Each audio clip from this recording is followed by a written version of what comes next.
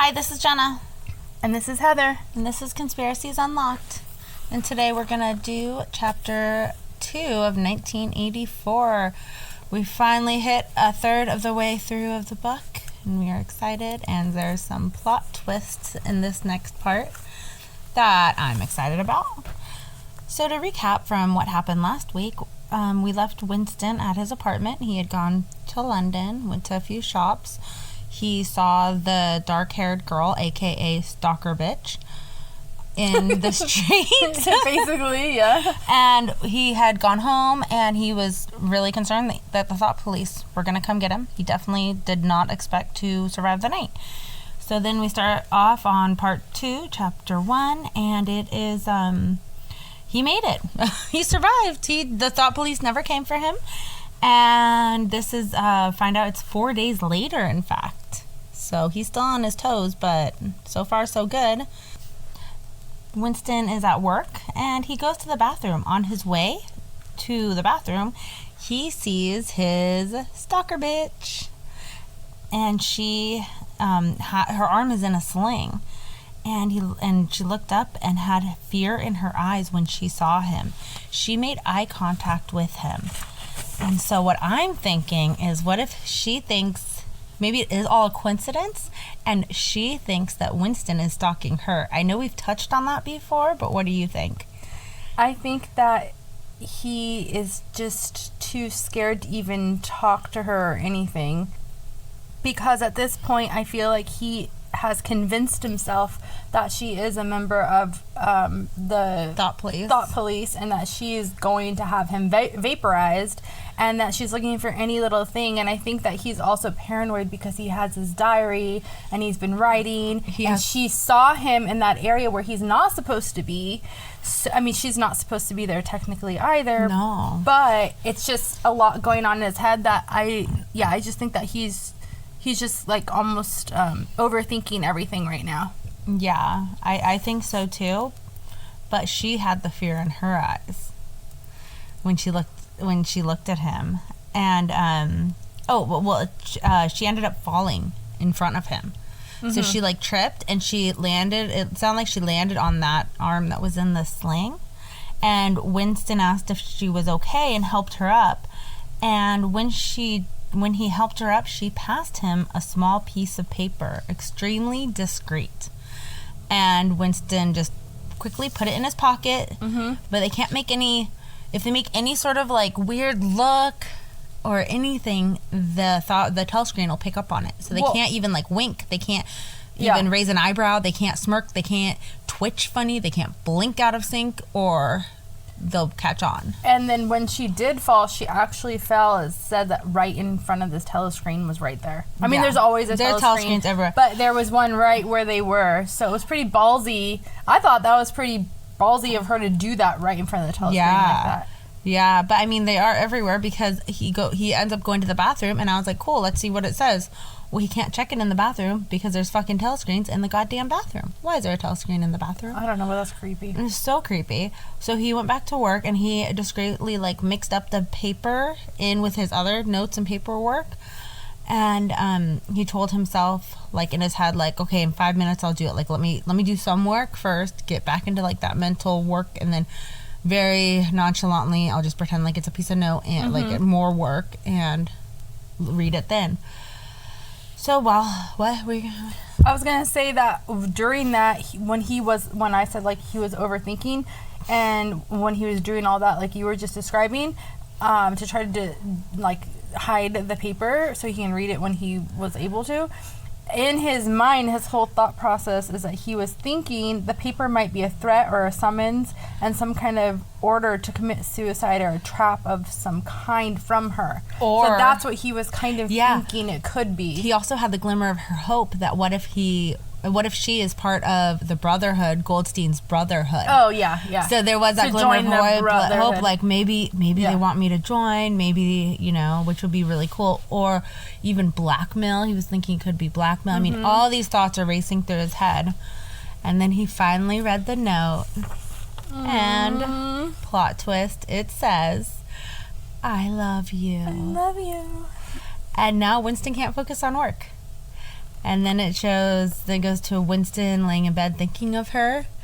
He's like a little schoolboy. Like, he's like butterflies.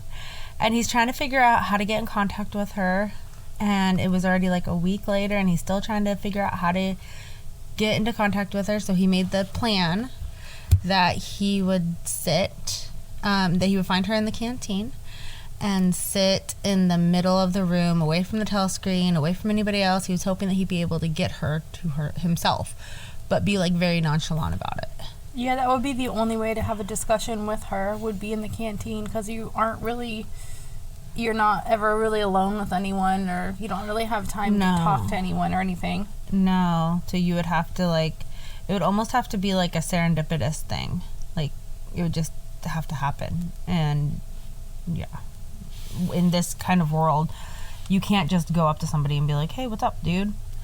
You know? No, you can't. I mean, the only other thing they can do is if they happen to see each other again in the same area where he got the book, then they might be able to talk there, because there isn't any telescreens in that area. Yeah, but to get her there would be the issue. Yeah, they would. She followed him. She's been stalking him for months. Mm-hmm. God, bitch, get it together. Because she's been probably been trying to slip him the note for a while. But how does she even love him if she doesn't even know him? Well, their idea of love is all mixed up anyway. Yeah, that's true. So she might just think he's cute or something. And she's like, oh, I love him. Just because she's attracted to him. Yeah, maybe. So he keeps seeing her on and off, and then all of a sudden her arm is in a cast. So that's crazy. So her arm was in a sling, and then nearly 2 weeks later, she finally gets it in a cast. It took 2 weeks to see a fucking doctor about a broken arm. Yeah. Did you take that as well? I did, but the thing that I was like kind of highlighted on here before that was that he had the dream of her when she was naked. I didn't read that part. Yeah. What happened? When did that happen? So on page 109, actually. So it says only 5 nights ago he had. Oh my gosh, I have no notes on that page whatsoever. Okay, so remember, before this, he had been contemplating smashing her skull in with a cobblestone. Remember? Yeah, that was the last thing. Yeah. And then now, since he got this note from her, now he's having dreams about her naked and her youthful body, and he keeps envisioning her as he saw her in his dream. So like when he sees her to try to talk to her in the canteen and stuff, and like try to like figure out how he's going to make this like happen, he's just thinking about his like dreams of her nude. Oh my god! So he's like all You're flustered. making a plot twist within my plot twist. He's all flustered. He is all He's flustered. so giddy. Like, he is like seriously like a little schoolboy.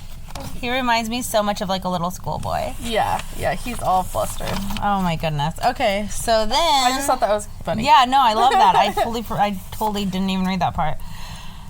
So he finally sees his opportunity to sit with her as he is heading her way. A comrade named Wilshire stops him. Fucking Wilshire.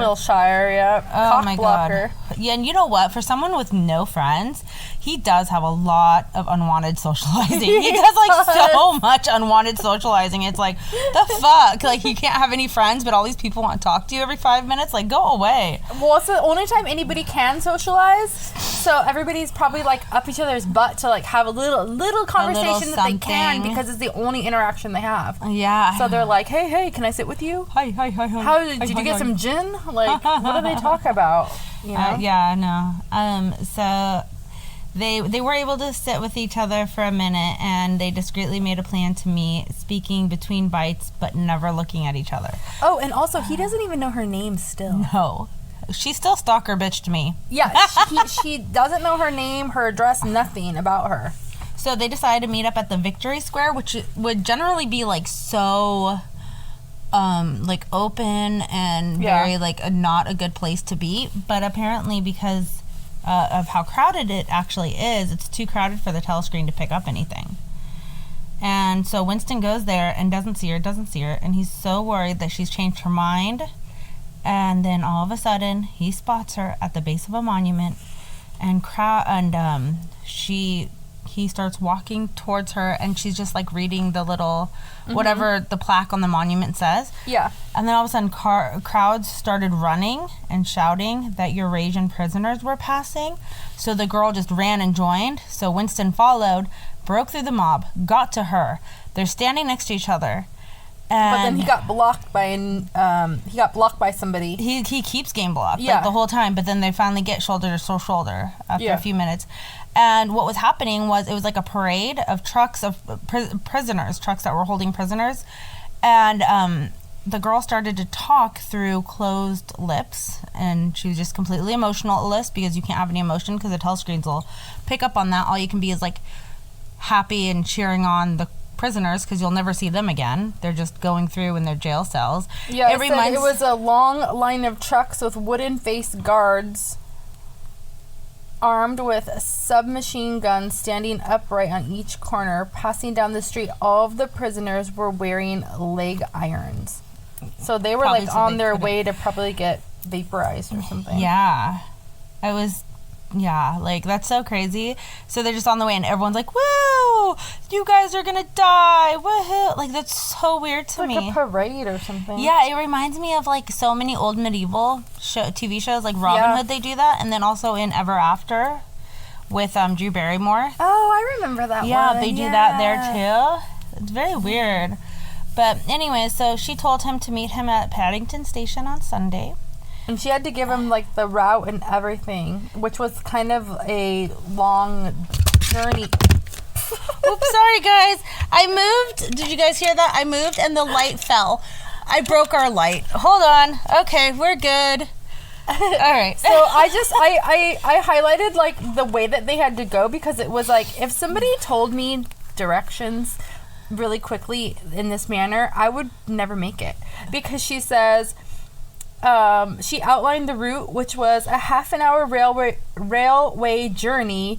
Turn to the left outside the station, 2 kilometers along the road, a gate with the top bar missing, and then you have to go across the field, and then there's a grass-grown lane, and then a track between bushes, a dead tree with moss on it. Like, what if there's multiple dead trees with moss on it? Who's gonna figure all this out? Yeah, like... But the reasoning she's doing this, you know the reasoning, right? Well, because she can't write anything down and they're not going to speak again. No, it's because she wants him to go that way so she could, because meeting at Paddington Station, okay, cool, let's go. Yeah. No, but they can't take the same route. Oh, yeah, They're leaving the same location, but they need to take 2 separate routes, so she has a plan for him and for herself so they don't go together. It just sounded like some country folk stuff, like, meet me at the walnut tree and you're going to pass the... hilltop and then you're going to go past the sheep on the right, and it's just like, what if there's multiple trees with moss? What if there's multiple paths across the field? Which path do I follow? I would be so lost. Well, I just was like, I hope he makes it. Yeah. The whole time I was reading it, I was like, well, if he gets there, like, we'll see. We'll find out. So they had to finish watching the prisoners pass because, like, if they left early, then it would be like a telltale sign that they had met, that they're leaving together. You know, they came together, they're leaving together. Yeah. And watching the prisoners, Winston is knowing unless they were hanged, they would never see them again. They'd just be vanished, all the prisoners. Mm-hmm. So right before parting, though, the girl squeezed his hand. Oh my gosh, it's the first contact that they've had. I know. And he was so, like, into it that he was, like, holding her hand and feeling her fingers. And he was, like, memorizing every little crease and every little hangnail. I love and every little thing about her. That it says, he explored the long fingers and the shapely nails, the work-hardened palm with its row of calluses. So that gives you a hint about what she does. She has calluses. Oh, yeah. So Why she's would she have calluses? Working girl. Yeah. That's weird. In the recording department? Maybe because of all the books? I don't know. And then it says, the smooth flesh under her wrist. Merely from feeling it, he would have known it by sight. In the same instant it occurred to him, he did not know what color the girl's eyes were. Wow. Because they can't look at each other. I love. All of a sudden, this whole story turned into a love story erotica. Mm-hmm. And then it says, With hands locked together, invisible among the pressing of the bodies, they stared steadily in front of them, and instead of the eyes on the girl, the eyes were at the prisoners. Because they're looking at them. Yeah, so it's like this whole time he's holding her hand and he's just like daydreaming, looking, not even like really looking at them, just like kind of looking through them almost is the way I imagine it, like daydreaming. And the whole time he's looking at the prisoners, he's just imagining what color her eyes are. Aww. I bet she has brown eyes. Well, what color is her hair? Brown. Remember? Dark hair, brown She hair. could have hazel eyes. She could have any color eyes, but I feel like in this world, everybody's like, it's almost like a, like I don't know. I just don't feel like there'd be any beauty. Like, not that brown eyes aren't beautiful, brown hair, brown eyes, but like, I don't know. I just don't feel like there'd be any color. Like, everything is so like just bland that I feel like it would just be like. It just gives a new meaning to the Beatles song, I Wanna Hold Your Hand. Oh, that's so cute. You know what? It would be so sweet if somebody asked me on a date and they just wanted to hold my hand. No. Yeah, it would. No. I'd be like, no, I need more. I'm selfish, I'm needy, and I'm greedy. It would be cute if they like held my hand like walking to like the bed. I'm like, nobody holds hands anymore. Trying to hold my hand. There you go. Oh, I'm all your sweaty. hands are all wet. I'm sweaty. It's really It's hot in this here. box. Her hands are not really wet. It's like our hands are clammy. Oh no, my hands are all sweaty from the erotica that we were just doing. Thinking about holding hands to a bed. Okay. Well, now that it's getting hot in here. It's getting hot in here. No, we're literally so in take a off fort. all your clothes. Oh look, it's getting erotica in here. All over again. I'm going delirious. Okay, we gotta go now. It's the heat stroke we're getting from heat this stroke. this fort that we're in. Yes. So that's the end of chapter 2, part 1. Mm-hmm. So please don't forget to. That's a you thing. You do it. That's what I always. We're like. Okay. Oh, We have exciting news. do we? Yes. What is that? We are now on YouTube and TikTok. Yay! I have posted very few reels on there or stories. I don't know. Well, by the time Shorts. this YouTube airs, it will hopefully be in like a week or 2 or 3. Yeah, So. there'll be more hopefully. But yeah, we're just getting started. So please find us on YouTube and TikTok. And we are, of course, already on Instagram and Facebook. And then you can listen to us where you listen to all your favorite podcasts. Awesome. Thank you for listening. You. Bye. Bye.